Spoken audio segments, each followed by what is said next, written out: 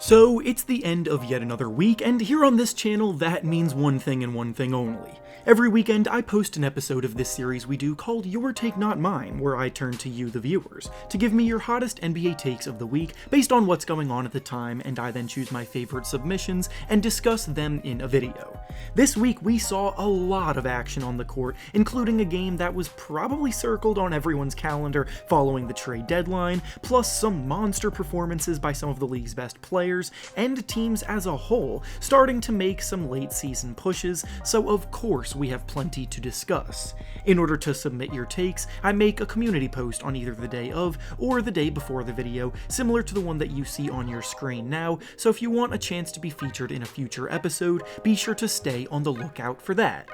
Before we start, though, I want to thank PrizePicks for sponsoring this video. PrizePicks is the perfect service for all of us basketball fans here because when you're involved, it makes watching games every night so much more fun and engaging. Basically, it's an application that provides you with lines on all kinds of individual player props, such as points, rebounds, assists, three-pointers made, amongst others, and you simply have to choose whether you believe they will record over the set amount in the line or under the set amount in the line. Make your selections, wager however much you want to, and if your picks hit, you can win some big money. For some picks that I'm looking at making for today's slate of games, I'm thinking of going with Robert Williams to score over 9.5 points, LeBron James to grab over 8.5 rebounds, and Tyrese Maxey to make over 1.5 threes. If this sounds at all intriguing to you, then go use the link down in the description of the video to sign up today, and use promo code REFERENCE to receive a 100% deposit match bonus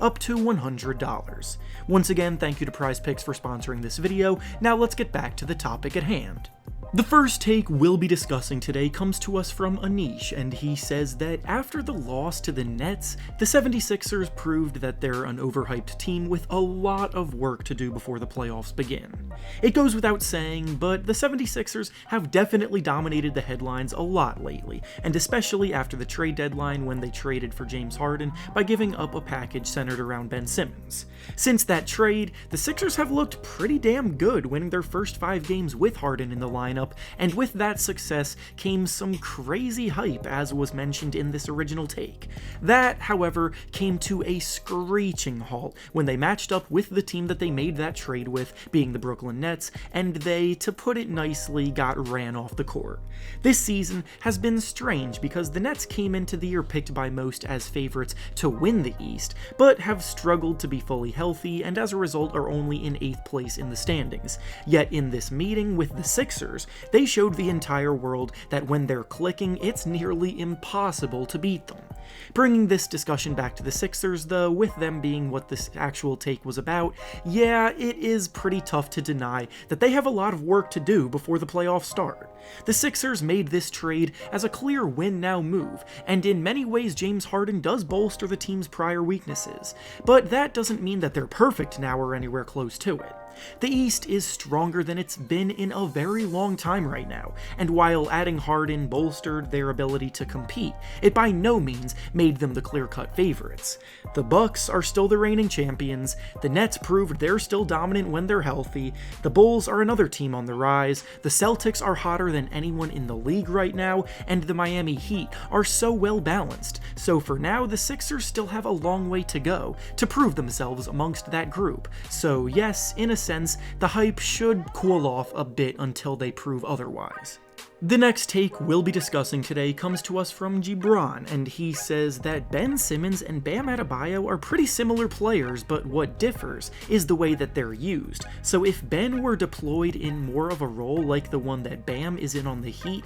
then he could truly be unlocked. This has become much more of a prevailing belief by basketball fans that have watched Ben struggle scoring the basketball in big moments over the years, and it's one of the things that has made the conversation about him and his talent over the years so complicated, because while there are a ton of things that he does incredibly well on a basketball court, his main weaknesses come in areas that players at the point guard position should excel at. Ben's a big player at 6'10", and he's both strong and ridiculously fast, making him tough to match up with in many ways. He's got terrific court vision, he's one of the best and most versatile defenders in the NBA, and in that sense, the comparison to Bam Adebayo and even a guy like maybe Draymond Green does have some validity to it, but the difference between Ben and those two guys is that he's the one refusing to accept that kind of role, so the idea that coaches and teams were using him wrong before isn't really the case, because Ben himself is the one who insists that he's a point guard and not a forward.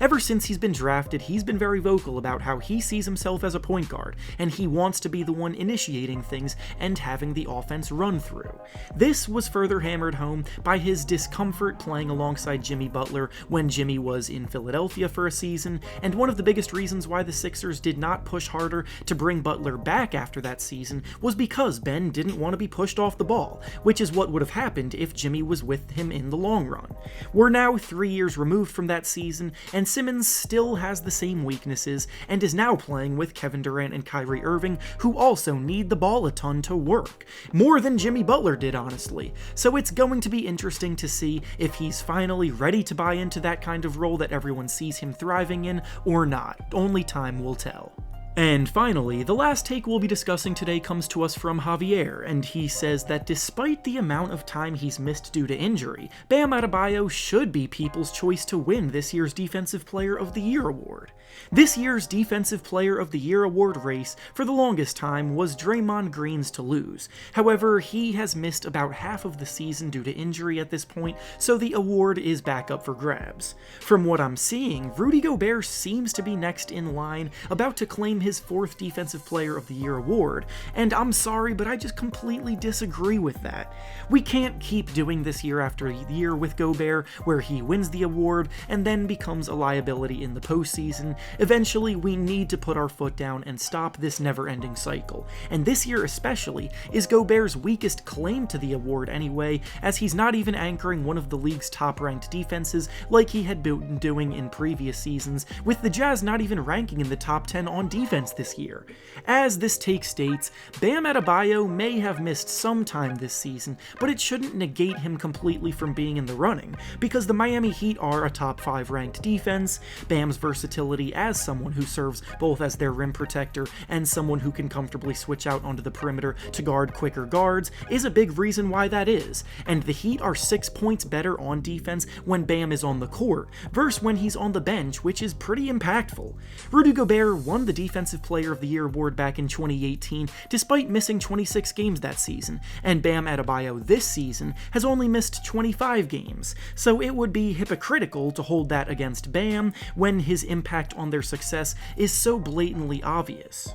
And with that being said, that's all I have for you today. Make sure to like the video, subscribe to the channel, and comment down below what you think about the takes we discussed. Thanks for watching, and I'll see you all next time.